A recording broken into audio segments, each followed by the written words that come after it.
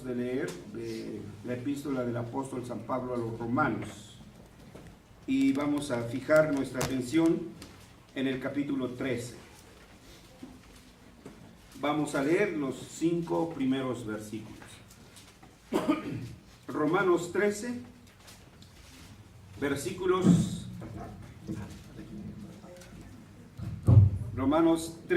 versículos del 1 al 5. ¿Lo tenemos? Sí.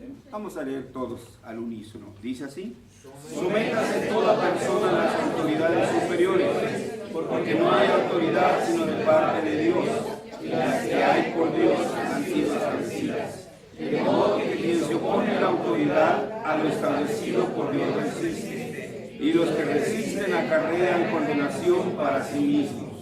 Porque los magistrados no están para infundir temor al que hace bien, sino al malo. ¿Quieres pues no temer la autoridad? Haz lo bueno y tendrás alabanza de ella, porque es servidor de Dios para el bien. Pero si haces lo malo, teme, porque no en vano lleva la espada, pues es servidor de Dios, vengador para castigar a los que hacen lo malo. Por lo cual es necesario estarle sujetos, no solamente por razón del castigo, sino también por causa de la conciencia. Amén. Inclinemos nuestros rostros y oremos. Nuestro buen Dios y nuestro Padre, elevamos nuestro corazón hacia ti, primero en gratitud por concedernos el inmerecido privilegio que desde este lugar, en unidad, unidos por la fe y por el Espíritu Santo, proclamemos tu gloriosa majestad y digamos al mundo: Jehová reina. Te damos gracias porque también nos concedes el trabajo que bien podrían hacer tus ángeles y de mejor manera y con más excelencia que nosotros, el de proclamar tu poderoso evangelio. Pero te ha placido que nosotros, criaturas finitas, débiles y llenos de errores, seamos los que proclamemos las dulzuras del evangelio, la buena noticia. Dios y Padre Santo, pero no solamente nos concedes eso, sino que también al acercarnos a tu palabra, somos instruidos por ellos, somos edificados, somos exhortados también, Señor, para vivir de acuerdo a tu voluntad, pero también somos consolados. Gracias, Padre Santo, porque en esta comunión de los santos podemos escuchar tu palabra, y por la obra y la potencia milagrosa de tu Espíritu Santo podemos entenderla. Pero también nos das el gozo de ver el rostro de nuestros hermanos, estrechar su diestra y tener la oportunidad de decirle: te amo, mi hermano en la fe. Dios y Padre Santo, al abrir las Escrituras, queremos pedirte la presencia y la guía de tu Espíritu Santo, para que seamos llevados como de la mano, Señor, para poder conocer tus bondades, entenderlas y proclamar tus virtudes, pero sobre todo para vivir de acuerdo a tu voluntad. En el nombre de Jesucristo, tu Hijo. Amén. Amén. Recordarán quienes nos han podido seguir con el ministerio de FIDE, que dentro de la gama que se ha ido extendiendo poco a poco de los trabajos testimoniales de FIDE, iniciamos en alguna ocasión lo que llamamos tertulias. Y recordarán que iniciamos con la proyección de una película, La muerte de un rey, que habla de Oliver Cromwell y habla cómo bajo su dirección el rey fue condenado y llevado a la horca. En esa película recordarán, lógicamente, el director, el productor, no era un cristiano. Entonces ustedes ven, perdonen la expresión, pero cómo literalmente revuelca a Oliver Cromwell y nos ponen la imagen de un hombre ambicioso de poder, de un hombre que llevó a miles de ingleses a la muerte, y nos presentan una caricatura horrible de Oliver Cromwell.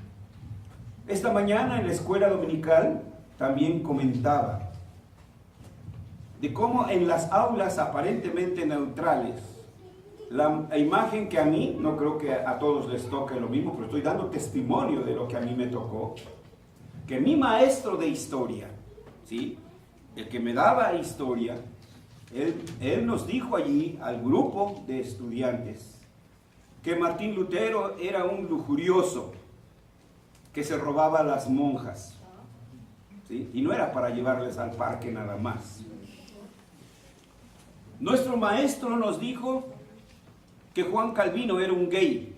Por supuesto, no existía la palabra gay, ¿verdad?, que era un homosexual. Y esta es la impresión que tiene el mundo. ¿Cómo van a saber la verdad si nosotros no la equilibramos, hermanos? ¿Cómo entonces solo tienen una parte? Para ser un buen juez, necesitamos escuchar ambas. Y por supuesto, con la ayuda del Espíritu Santo, entonces sí, arribar a conclusiones. Pero eso de solamente quedarnos con un testimonio sin escuchar el otro, entonces, hermanos, nosotros estamos en pecado. En este tercer frente de la llamada guerra de los campesinos, la mayoría de los historiadores cargan este pecado a Martín Lutero, que él propició la guerra de los campesinos, que él lanzó a los campesinos a una muerte segura. Y si uno lee solamente a esos historiadores incircuncisos, paganos, hijos de Jezabel, espero que no haya aquí un hijo de Jezabel, ¿verdad?, si no me va a esperar allá a la salida de la reja, pasando la reja. ¿Cómo pueden conocer a estos hombres, decir ellos solamente su verdad? ¿Y nosotros que conocemos la verdad nos vamos a quedar callados, con la boca cerrada? No, tenemos que dar testimonio. Si nos hacen caso, bien. Si no, bueno, ya cada uno va a dar cuentas al Creador. Pero no podemos quedarnos callados. Y es entonces que nosotros tenemos que poner la otra parte de la moneda, la que tal vez muchos desconocen.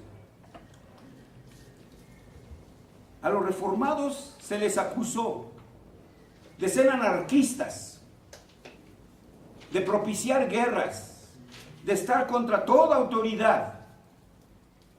Y hoy en la mañana hablábamos de Guido de Brest, y cómo todavía se despide de la gente, se despide de los presos y les recomienda que sean obedientes a las autoridades. Muchos que ni siquiera merecen pronunciar su nombre, hermanos. Porque hay funcionarios podridos, corruptos, perversos, que de veras da asco incluso verlos, hermanos. Sin embargo, nosotros fieles a las Escrituras, el Señor nos dice: sométase toda persona a las autoridades superiores. ¿Lo hacemos por qué? ¿Por su cara bonita? No, porque no hay autoridad sino de parte de Dios. Él no mandó que fuera así de perverso, de ninguna manera, porque enseguida vemos que también le da cargos a las autoridades de la misma manera que nos da cargo a nosotros. Obediencia, pago de impuestos, respeto, etc. Pero también les dice cuál es la tarea de los magistrados, cuál es la tarea de los que están en autoridad. No están para infundir temor al que hace el bien. Es a ellos, no a nosotros, ¿sí?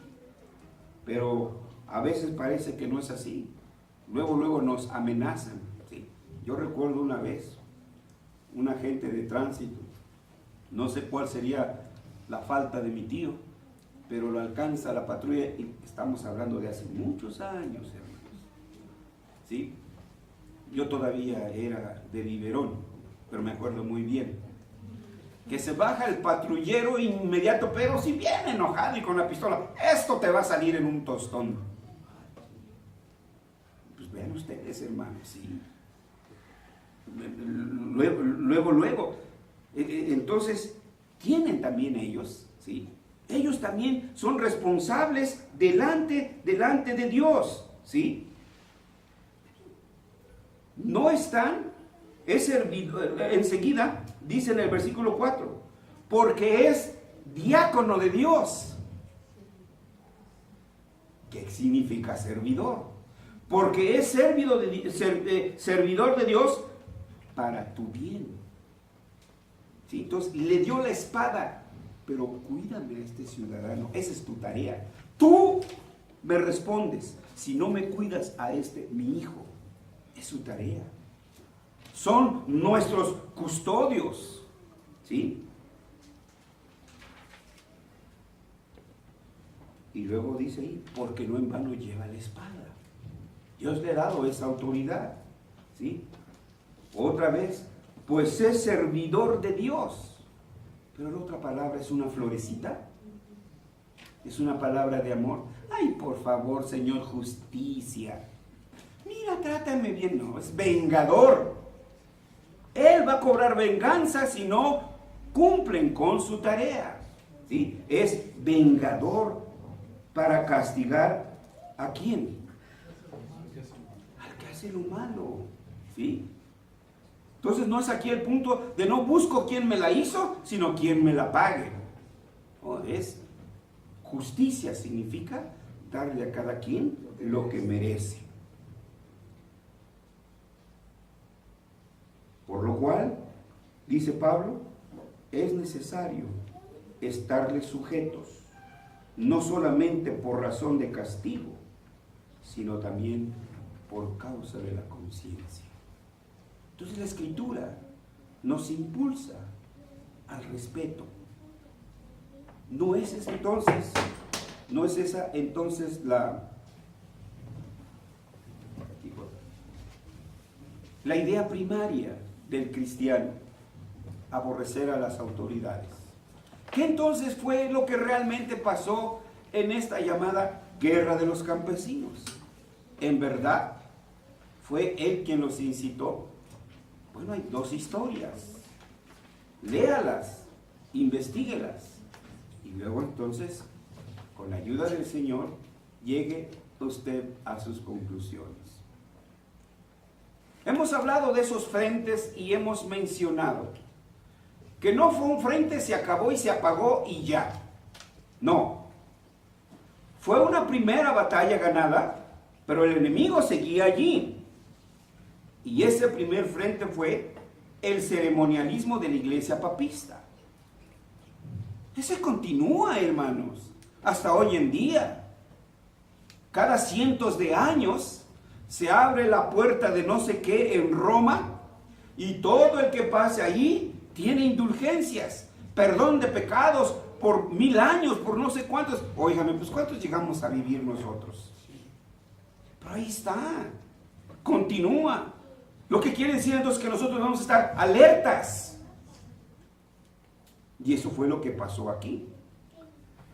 El segundo frente que se abrió fue el de los profetas de Münster, que alegaron que tenían revelación especial de Dios para acabar con las autoridades, para obligar a creer en el Evangelio y jalarlos de las greñas. Ustedes no, ustedes tienen cabello. Si fuera preciso. ¿Terminó allí? No, hermanos. ¿Han oído historia, jóvenes? ¿Han leído la historia, jóvenes? ¿Cómo evangelizaron a nuestros indios? Literalmente los agarraron de las greñas y la espada aquí. Y ya no te vas a llamar Huitzilopochtli, que no sé nombres aztecas, hermanos. Ahora te vas a llamar Pánfilo. Y ya, era cristiano. Todavía tenemos profetas que dicen, y lo obligué a aceptar a Cristo. Entonces, vean, hermanos, esos frentes están allí, permanecen allí. Y nosotros no podemos permanecer en el limbo. Estamos puestos para la defensa de la fe, no para apapachar. Nuestro deber primero es Dios. Defender la gloriosa majestad de Dios. Esa es nuestra tarea. Hoy abordaremos ese tercer frente, la guerra de los campesinos en Alemania. En el curso de la historia de la Reforma de Wittenberg, hubo muchos cambios en los campos políticos y en los sociales,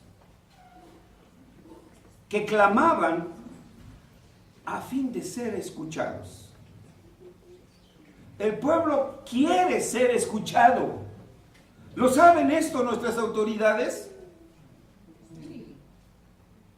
Pero usted tiene que pasar con la recepcionista y una solicitud, y si tiene tiempo, el señor Justicia tal vez nos atienda. Los campesinos querían librarse de la represión de la aristocracia. Clamó al Señor Justicia: mira, ve cómo me trata este rico. ¿Qué, no tienes ojos? Yo también soy ciudadano como el rico. Yo también trabajo como el rico. Oye, atiende mi voz. Atiende mi necesidad. Yo también pago impuestos. Claro, yo pago menos que el rico. No, y hasta eso, quién sabe, porque tienen sus trucos, ¿verdad? ¿Sí? Tienen sus trucos para evadir impuestos, hermanos. Pero tiene que aclararse, hermanos. Y esto debe de quedar bien claro.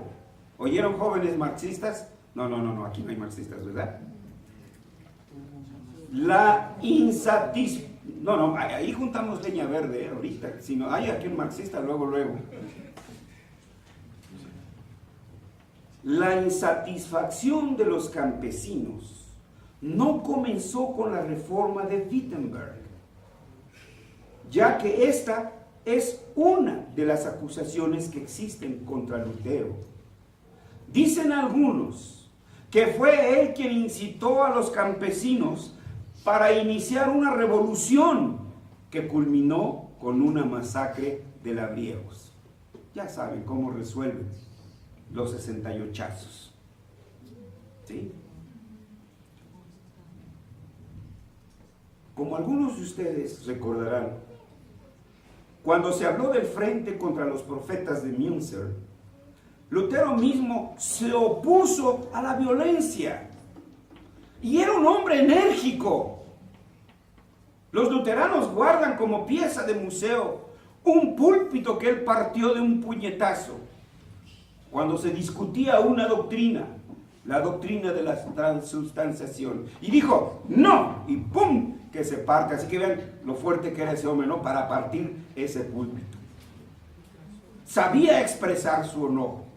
Sin embargo, yo no reconozco reformador que incitara a la violencia.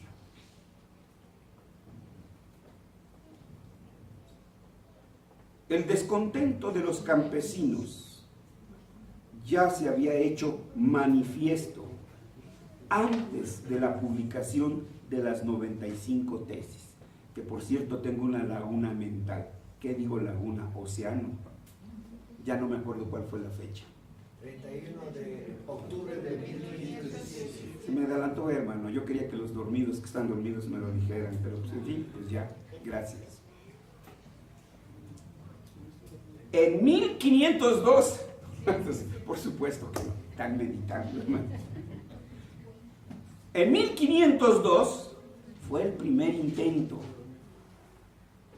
Todavía no era 1517. Aquí está mi pliego petitorio.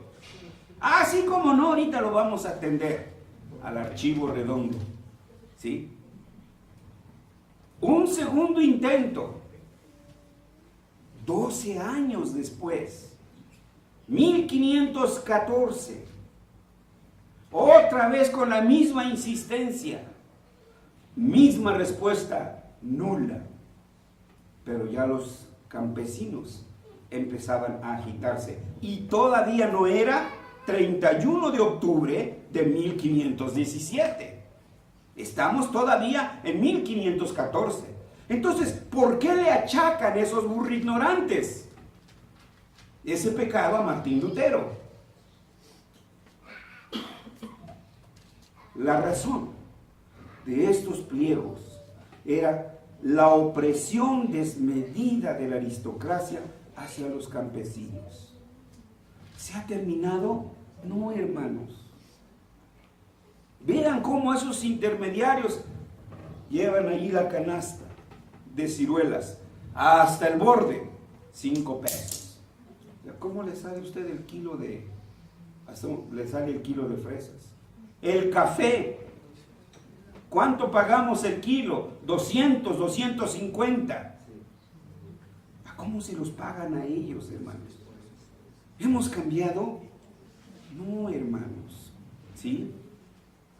No hemos cambiado. Pero aparte de eso, los agricultores tenían que pagar altos impuestos y prácticamente no tenían derechos personales. Deberes sí, derechos no. No la riegue usted porque entonces sí, mire, le cae. ¿Sí? Cuidado porque no se los puede quitar de encima. ¿Sí? Pero vean ustedes, dense un paseíto por Bachelandia y vean, hermanos. Pero deje usted pagar un bimestre del agua. Deje usted pagar un año predial. Y cuando le caigan, a ver cómo le va. Claro que es nuestro deber. ¿No dice eso la Escritura? Que por eso debemos de pagar. No debemos de deberle a nadie, al que impuestos. Esa es la parte nuestra. Esa es nuestra obligación, hermanos. Pero ¿dónde están entonces los resultados? Después que la reforma había comenzado, la oposición entre los agricultores no se hizo menos. Pero no fue como se ha sugerido, culpa de la reforma. Se subieron a la bestia, al tren de la reforma. Aprovecharon el paso del tren. Es cierto, debe decirse que los campesinos oprimidos vieron en la reforma un aliado en su lucha contra la aristocracia. Además, invocaron algunas de las doctrinas de Lutero para apoyar sus puntos de vista. Ahí está el punto. Por eso dijeron, no, pues es Lutero el culpable. Pero a Lutero no se le podía hacer responsable de esto. Hay que tener en cuenta que los campesinos vivían en circunstancias muy pobres y presionados por su precaria situación. Ante esta presión, ellos redactaron y presentaron formalmente 12 artículos en los que pedían la suspensión de la práctica de la servidumbre. Ya no quiero ser esclavo. Y como fundamento, ahora escuchen, para su petición citaron la carta de Pablo a los Colosenses, capítulo 3, versículo 11, donde leemos, ¿sí?, en el cual se dice, ya no hay griego ni judío, circuncisión ni incircuncisión, bárbaro ni escita, esclavo ni libre, sino que Cristo es el todo y en todos. Fueron a la Biblia. Conoceréis la verdad y la verdad os hará libre. Pero en esa época hay quienes creían que quien nacía esclavo terminaría siendo esclavo. Pero hermanos, eso fue del tiempo de las cavernas. No, hermanos. Siglo XX, apenas lo estamos traspasando. No llevamos más que apenas 17 años del nuevo siglo. Pero no están ya las propuestas de algunos filósofos que en sus novelas lo pusieron. Aldous Huxley, Mundo Feliz, en el que de alguna manera se manipularían genéticamente los hombres y programado para ser obrero. Obrero naciste, obrero sigues y obrero te mueres. La perversidad del hombre continúa, hermanos. Donde la felicidad no era Cristo, donde la felicidad no era Dios, ni las promesas del Evangelio, era el soma. Soma en griego, que significa cuerpo, pero el cuerpo allí era su toquecito. A todos había que darles, para que estuvieran felices y no protestaran, su soma. Así que iban a pasar por su dosis, ¿no? Su grapita cada quien. Son novelas, hermano, ¿sí? Pero las novelas no son inocentes. Las novelas reflejan lo que hay en el corazón del escritor. Nadie es neutral, lo hemos mencionado. Fíjense bien, ¿qué otra cosa pedían los campesinos? Denos libertad para pescar y cazar. Solo la aristocracia se podía montar en su caballo. Solo la aristocracia podía cazar liebres, para cazar una liebre y tirarla ahí a la basura. Mientras que un campesino, ¿para qué querría una liebre o un conejo? Para comer, para satisfacer su necesidad fisiológica del hambre. Pero no tenían permiso para eso. ¿Sí? ¿Y qué citaron los campesinos? Génesis 1:28. Porque la Biblia ahora ya estaba a su alcance. Ahora podían ver que no pueden traer aretitos aquí, que no pueden traer aquí, no sé cómo se llaman esas cosas, en el ombligo, que no pueden andar enseñando la panzota y el ombligo con su blusa hasta por acá, porque no conocen la Biblia. ¿Perdón? Eso que dijeron ustedes, hermanos. Entonces, ¿qué es lo que vemos? Dice Génesis 1:20. Ellos citaron a las Escrituras y citaron Génesis 1:28. Y los bendijo Dios y les dijo: fructificad, multiplicaos, llenad la tierra, sojuzgadla y los peces del mar, en las aves de los cielos, en todas las bestias que se mueven sobre la tierra. ¿Esto se lo dio solo a los aristócratas? Este es mandamiento para los hombres, este es un mandamiento para las mujeres, para nuestros jóvenes, para nuestras señoritas. No había entonces, como llaman, violencia de género, o no debía de haber. Ideología. ¿Perdón? Ideología de género. Ideología, gracias. Los campesinos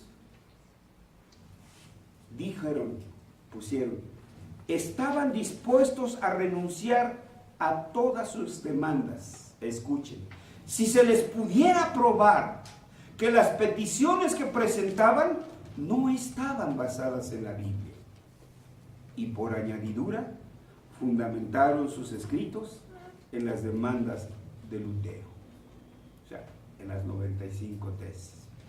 Bueno, por eso es que entonces, ¿qué le achacan? Tú eres el culpable, ¿sí? Como cuando Moisés fue y le dijo a Faraón: dice mi Dios, deja ir a mi pueblo a adorarme. Están ociosos y ahora van a hacer la misma cantidad, pero sin paja. Y le echaron ¿a quién la culpa? A Moisés. Esa era la situación, el contexto histórico, el contexto sociológico, el contexto económico. Pero la Liga Suabia de los príncipes alemanes rechazaron los 12 artículos. Los campesinos, desalentados y desilusionados, quedaron a merced de otros campesinos. Ustedes saben cuando se hacen esas asambleas. Hay quienes aceptan, piensan, bueno, van a pensar mejor las cosas, pero hay los violentos. No, ¿qué? Vamos ahora y les quitamos esto y les quitamos lo otro. Y otros campesinos, tengamos calma, tengamos paciencia, vamos a ver de qué manera. Pues, no, aquí y ahorita, y etcétera. ¿A poco no han ido a las reuniones del Perderé? No, ahora son las de Morena. Pues así se ponen los mítines. Bueno, yo no he ido a ninguno. Entonces cállese mejor, ¿verdad? No diga porque no ha ido. Pero ese es el tenor general de una reunión. Hay quienes son pacifistas, pero hay quienes tienen la sangre subida hasta la punta de los cabellos. Pues estos campesinos eran simpatizantes de la secta de los profetas de Münzer. ¿Y cuál era la ideología de estos profetas? Obligar por la violencia a que el pueblo aceptara el evangelio. Y ya hay por ahí un refrán: a fuerza ni los zapatos caben. Pero ellas querían así. Entonces, siendo seguidores de Münzer, pensaron que la alternativa que les quedaba inmediata era la violencia. Y ahora estos profetas, que también se les conoce como Seekauer, deseaban lograr en la iglesia a través de la violencia que los campesinos querían seguir a través de la revolución en el campo de la política. O sea, esos principios de los profetas de Seekauer, dirigidos por Münzer, esos principios que querían aplicar a la difusión del evangelio, los querían aplicar en el campo de la política. Pero no fue Lutero, fue Münzer, hermanos. Los campesinos reunieron sus fuerzas y el 16 de abril de 1525 en Weinsberg fue conquistada y el conde Helfstein horriblemente asesinado. Algo así como lo que le pasó al duque de Italia. ¿Sí recuerdan? Sí. Lo que hicieron, el proletariado. Pero no fue nada más muerte y ya, ¿no? Los colgaron, exacto. Puede uno explicarlo, entenderlo, pero no aprobarlo, ¿no? El odio concentrado, hermanos. En mi juventud, porque esa fue la época que yo viví, yo podía entender el odio concentrado de los estudiantes cuando veían un soldado. Pero también podía entender el odio concentrado de los soldados, porque por culpa de los estudiantes estaban lejos de sus esposas, lejos de sus hijos, encuartelados, no 24 horas del día, sino 25 horas del día. Así que era un rencor, un encono de ambas partes. Y eso, pues se puede, en cierto sentido, entender. No se pueden defender todas las causas. Ganada esta victoria y engolosinados, la revolución continuó y se extendió rápidamente a Suabia, a Franken, a Austria, Alsacia, Sajonia, y Turingia.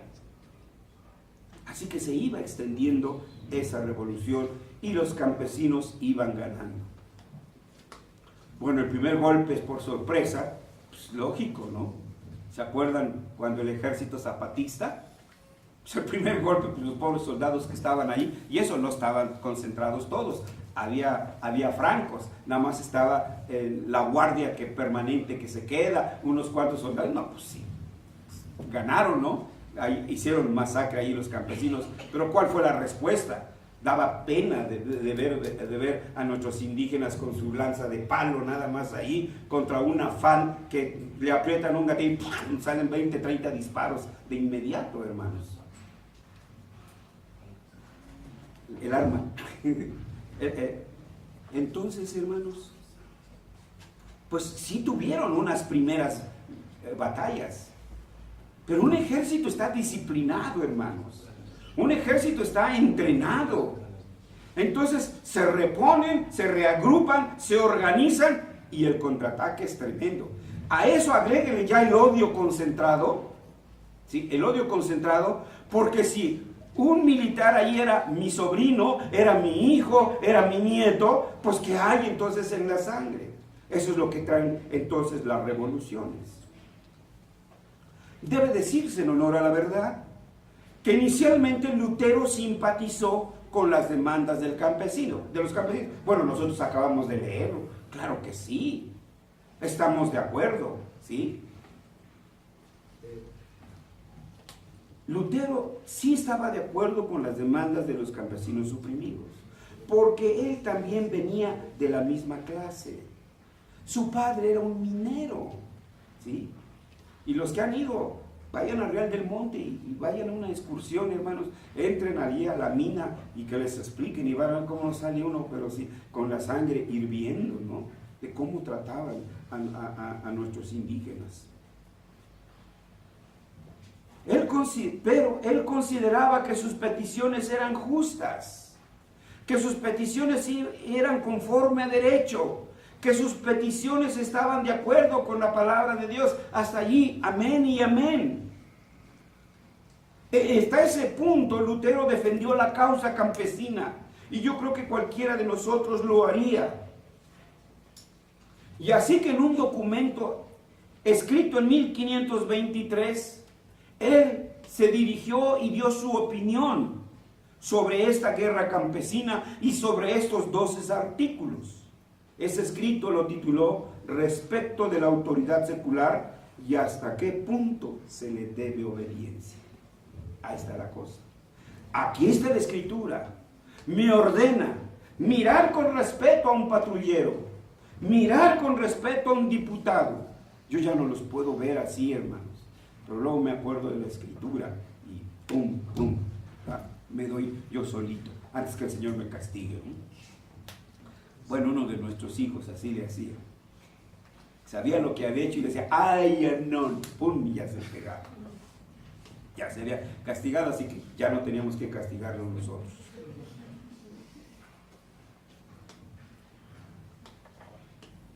Hay un límite para la obediencia. Dios ordena a los hijos obedecer a los padres, sí, pero hay un límite de esa obediencia. Dios ordena a los empleados obedecer a sus patrones, sí, pero hay un límite.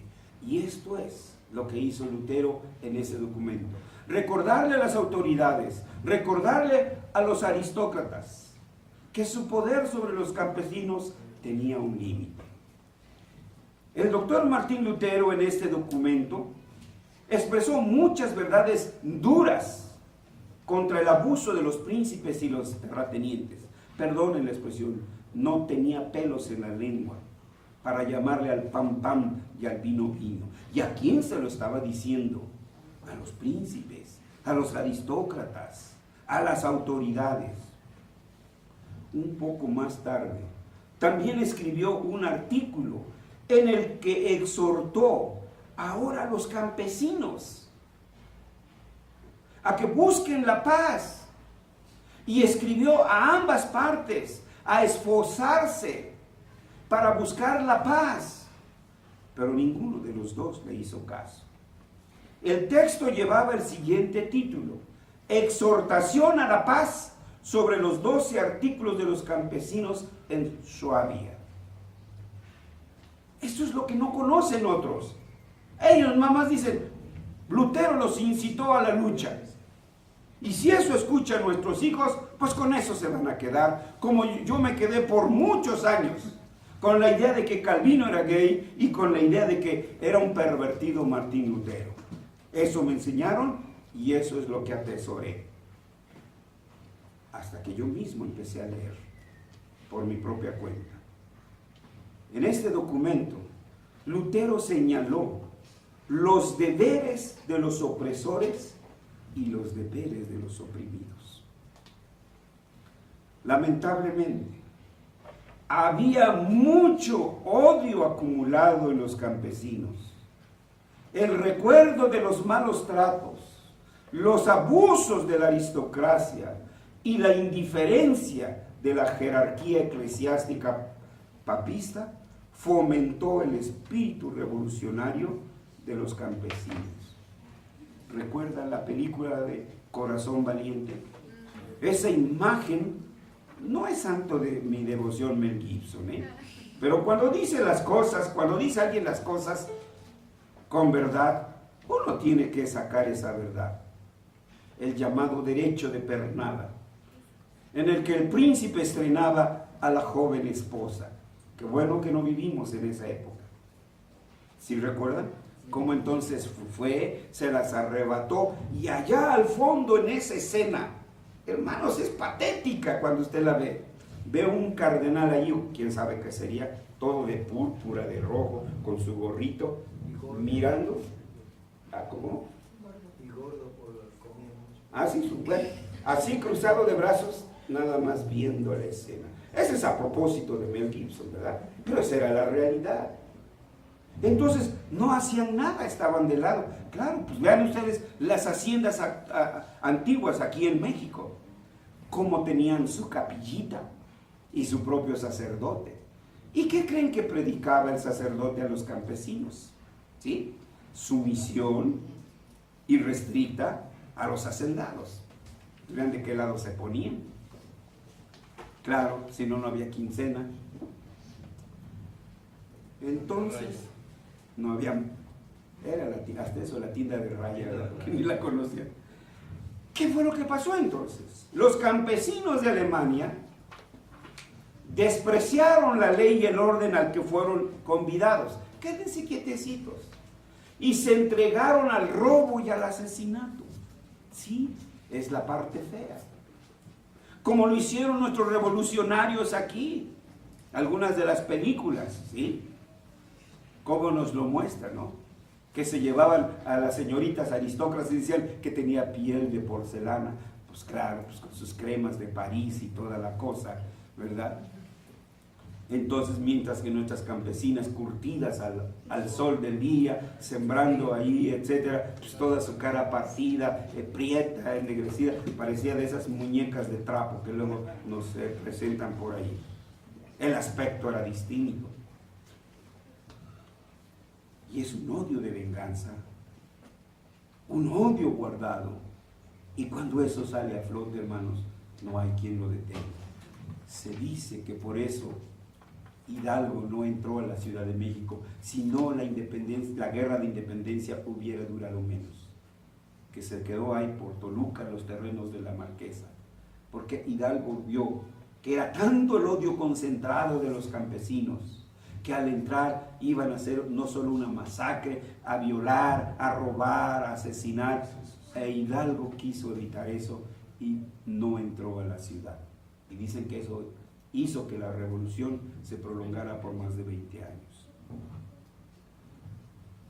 Lutero trató en primer momento de pacificarlos mediante palabras, pero los campesinos estaban sumamente enardecidos. No querían escuchar a aquel monje agustino, incluso estuvieron a punto de lincharlo. No te metas en lo que no te importa, si no nos vas a ayudar, vete. De manera que él mismo tuvo que escapar para salvar su propia vida. Esto no nos lo cuentan los historiadores, hermanos. Esto hay que investigar. Después de este evento, Lutero escribió y publicó un nuevo documento. Ahora lo tituló así: Contra las bandas asesinas y rapaces de los campesinos, en las que él mismo apeló al gobierno para utilizar el poder de la espada concedida por Dios para sofocar la revolución. Por eso le achacan, tú fuiste el causante. El resultado fue que el fuego revolucionario de los revolucionarios se ahogó en su propia sangre. Münzer mismo y su amigo Pfeiffer fueron decapitados. Y así terminó sus días este falso profeta, que llevó a la muerte, porque fue el que realmente los incitó, no Lutero, fue Münzer. Eso debe de quedar claro. Y él llevó a la muerte a más de 100,000 agricultores que se convirtieron en víctimas de esta trágica guerra.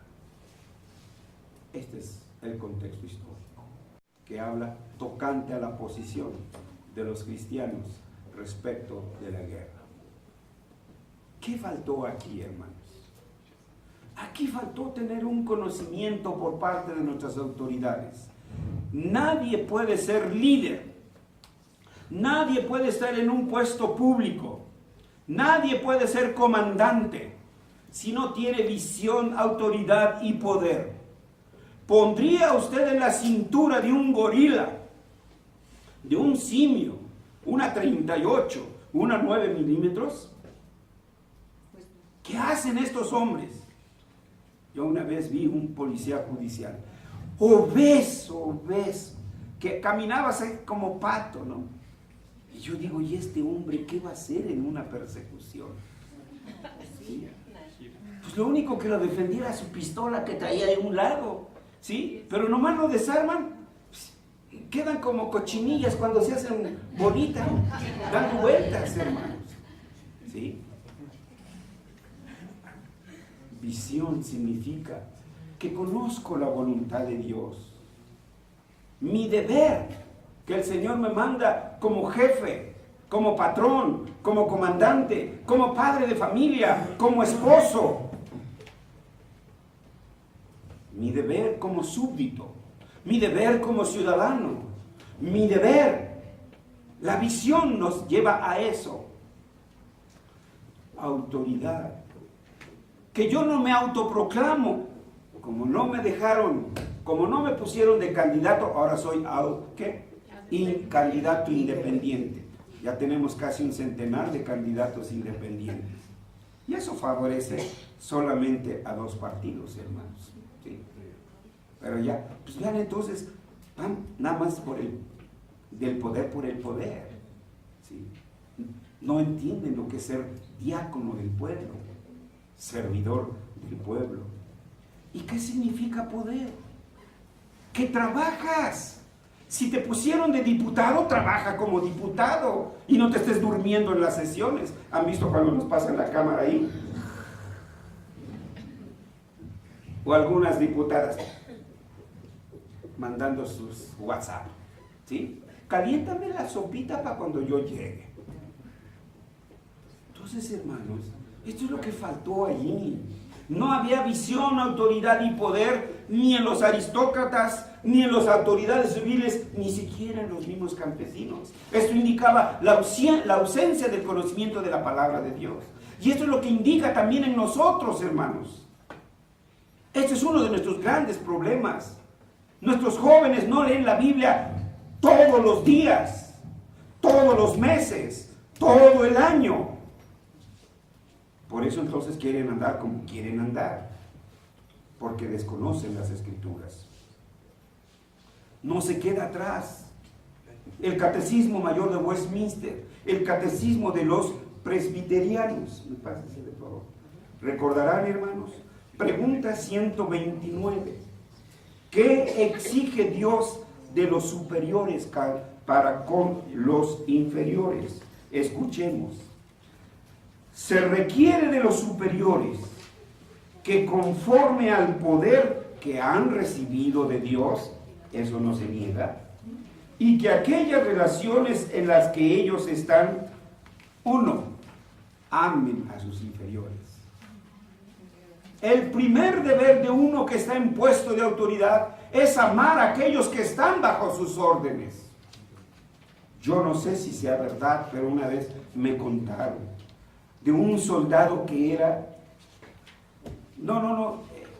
en el pelotón, en la sección, en la compañía, era un rebelde. Con todo se oponía y hasta que un día se lo llevaron al comandante del batallón. Ya lo arrestamos, ya lo metimos a la cárcel, ya lo dejamos incomunicado, pero este hombre sigue igual. Y la respuesta del coronel fue: ya probaron el amor. Es una cursi, ¿verdad, hermanos? Pero ese es nuestro primer deber. Amar a los que están bajo nuestra autoridad. El amor no hace mal a nadie, dice el apóstol que escribió San Juan. Sigue diciendo: oren por ellos. Antes de castigar, debemos de orar por ellos. que los bendigan. Y oigan otra cosa, que los instruyan. ¿Cómo exiges si no has enseñado? Primero enseña, después exige. Que los instruyan, que los aconsejen, que los protejan. Hermanos, tenemos testimonios de madres en situaciones desastrosas que han muerto, encontramos o se encuentran, porque yo he andado ayer, hermanos, no me ha tocado la experiencia.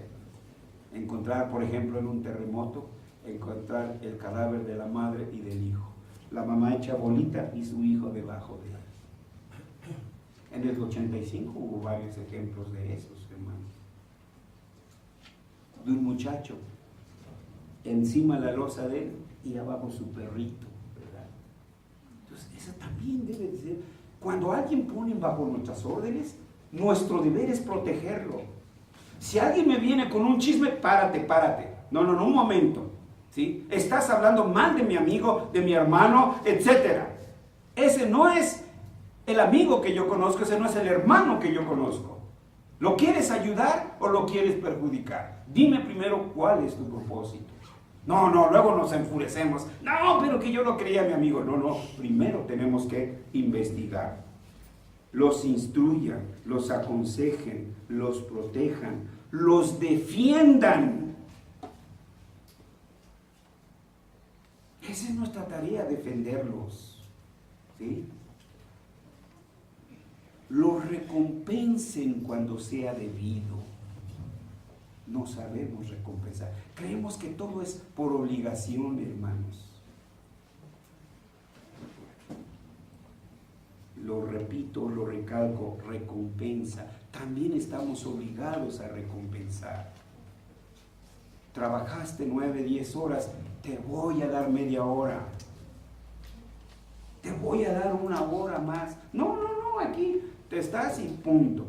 ¿Sí? Ustedes saben que hay empleos que tienen hora de entrada, pero no de salida. ¿Sí? Y sobre todo esos que llaman empleos de confianza. Pero para ellos ya se perdió esa tesitura, eso esclercioso, eso experiencia inolvidable de comer con papá, de comer con la esposa, de comer con los hijos. No, ya cada quien come donde puede, donde quiere y como puede. Ya esa unidad familiar, eso se ha perdido, hermanos. ¿Sí? Eso no sería una buena recompensa. Pero también fíjense bien lo que sigue, que lo reprendan y castiguen cuando así hace necesario. Al pecado hay que llamarle pecado. Ay, no se vaya a enojar y se me vaya a ir. No, esto es pecado, punto. Estamos para eso, para denunciar el pecado. ¿Sí?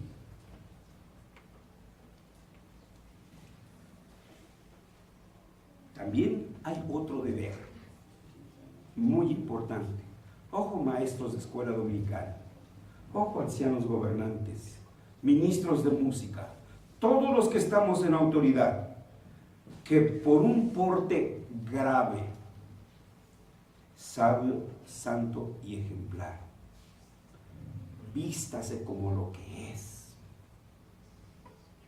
Si usted es un oficial, no venga de jeans, de una camiseta de esas que se ponen, fachas. Usted debe de ser modelo, ejemplo. Padre, vístase correctamente para que le pueda exigir a su hijo que se vista correctamente. Madre, vístase correctamente para que le pueda exigir a su hija que se vista correctamente. Nosotros somos el primer modelo, el primer ejemplo de nuestros hijos. Pero yo he visto mamás y papás, todos tatuados, rapados, la mamá por igual. Imagínense el hijito cómo lo trae. Es lógico, hijo de tigre, pintito, ¿sí? También dice ¿Qué es el deber de los superiores? Honrarse a sí mismo. ¿Sí? Que tú seas veraz con lo que dices. Que tu porte sea digno. Todas esas también son nuestros deberes. Sí, yo recuerdo bastante. Me impacta, ¿no? Cuando iba a las juntas de padres de familia, cuando nuestros hijos eran estudiantes, yo recuerdo ese grito de las maestras: mamá, sus niñas, mándelas bien vestidas, que no traigan la falda hasta la mitad de la pierna. Pero maestra, yo envío a mi hija bien, con su vestidito, como dice, abajo de la rodilla y etcétera. Pues aquí no llegan así. Y una de esas tantas, pues yo no me aguanté y le dije a la maestra que traía minifalda: pero nosotros somos modelo para los niños. Nosotros somos los primeros que debemos de poner el ejemplo. Así que, hermanos, nuestro porte debe de ser honesto, casto, grave.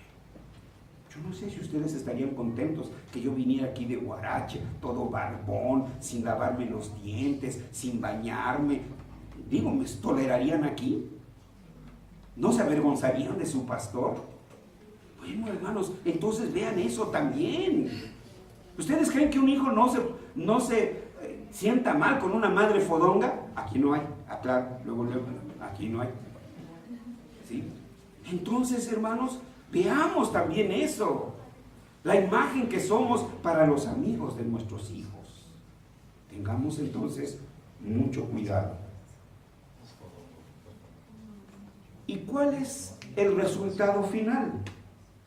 Preservar aquella autoridad que Dios les ha confiado. Es decir, que entonces nos respetarán, entonces reconocerán nuestra autoridad. Ese es nuestro deber. Esto es lo que no entendieron los príncipes de Alemania, los de Wittenberg. Esto es lo que no entendieron los aristócratas. Creyeron que por ser ricos, creyeron que por estar en autoridad, nomás tronaban los dedos y pum, y me lo haces ahorita. Pero ¿qué dice la pregunta 127 respecto de los que estamos en subordinación a nuestros jefes? La pregunta número 97, ¿cuál es la honra que los inferiores deben a los superiores? La honra que los inferiores deben a los superiores es toda la debida reverencia en corazón. Primero, respeto. Algunos no lo merecen, pero Dios demanda que los tengamos en reverencia de corazón. 2, la imitación de sus virtudes y sus gracias.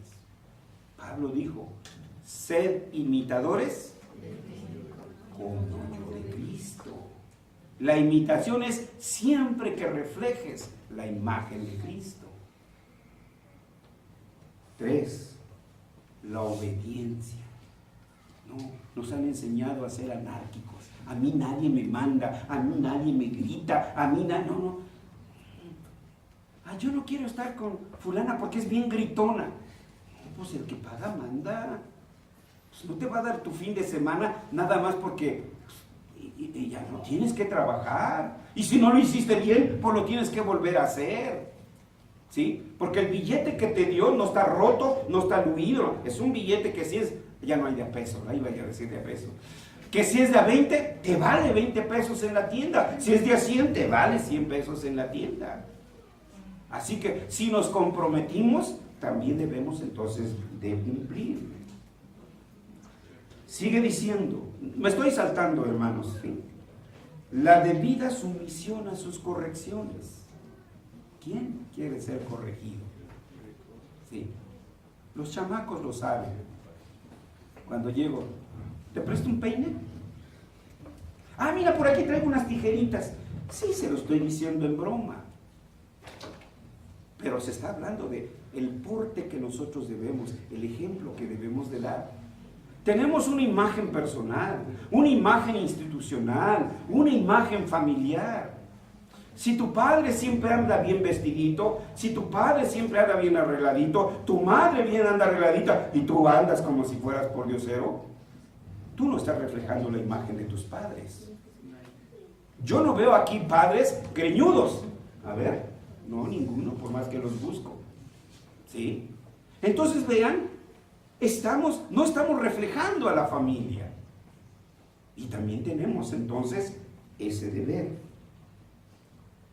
Fidelidad. Pero escuchen uno más. Defensa. Tenemos que defender a nuestros jefes. No, eso no cabe, hermanos. Digo, no voy a citar las citas bíblicas. Ahí están, hermanos. Vayan para que los vean. ¿Sí? Yo recuerdo una ocasión, me puse, digo académicamente hablando, me puse al brinco a uno de mis profesores. Puse en duda una de sus afirmaciones y le dije, no creo que esto sea así. Y pum, que se me levanta todo el grupo.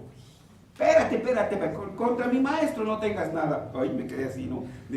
Digo, yo estaba acostumbrado a otra cosa en la universidad. En la universidad los muchachos entran como toros, así, y pobre del maestro, ¿sí? Primero ponen en tela de juicio su autoridad, hermanos. Es terrible, de veras, es terrible. Entonces, ahí no hay respeto por los maestros, hermanos. Fácilmente golpean a un maestro, etcétera. Y entonces, pues no, aquí fue distinto. Una penúltima, no de las todas que están aquí, hermanos, de los deberes de los que están en subordinación sobre los jefes. El sostén de sus personas y autoridad.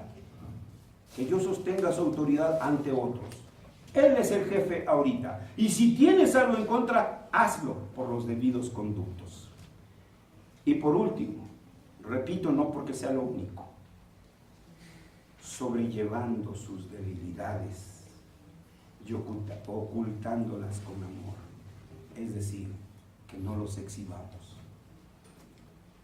La Escritura dice, habla con él. Si no te oye, llama a otro.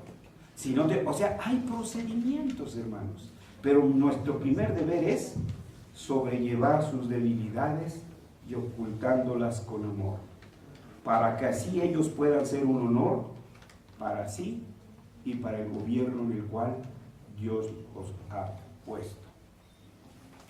En conclusión, hermanos, debemos tener presente el desprecio evangelicalista por recordar a los hombres de la Reforma.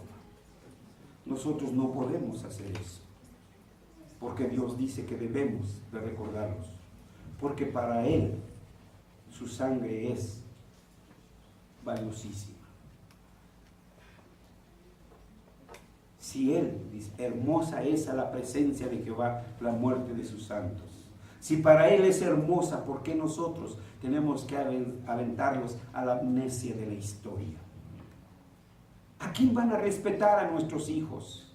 ¿Por qué hemos ocultado estos héroes de la fe? Nuestros hijos creen en Marx, nuestros hijos creen en Charles Darwin, nuestros hijos creen en todos esos falsos profetas, hermanastros de Münster. Dios usó hombres para escribir la Biblia, débiles, pero ahí está la infalible palabra de Dios. Como dice Calvino, usa hombres débiles, llenos de imperfecciones, para predicar la poderosa palabra de Dios. Sí, ellos son hombres defectuosos, pero la palabra de Dios no. Eso debemos de tomarlo en cuenta. Debemos aprender a respetar a los que Dios ha puesto en autoridad. Debemos orar por aquellos que Dios ha puesto en autoridad, antes que hacer alguna otra cosa, que sí, en algún momento habrá que hacerlo, pero que no sea el primer paso. Intentemos primero el amor, y Dios nos ayude a convivir en santa paz a los que nos ponen en autoridad y a los que nos ponen en servicio. Oremos, hermanos.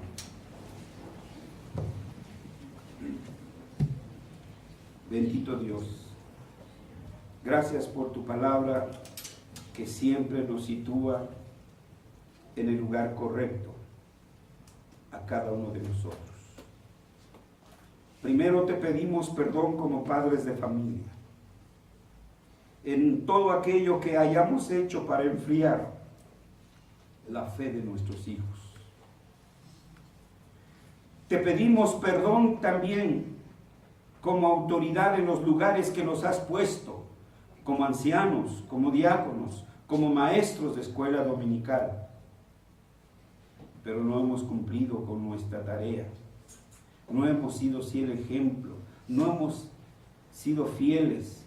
Hemos sido piedra de tropiezo para nuestros alumnos, para los que nos siguen. Perdónanos, Padre Santo, por no ser ejemplo dechado de fe como tú nos demandas para nuestros alumnos. Y de eso, Señor, nos sentimos tristes.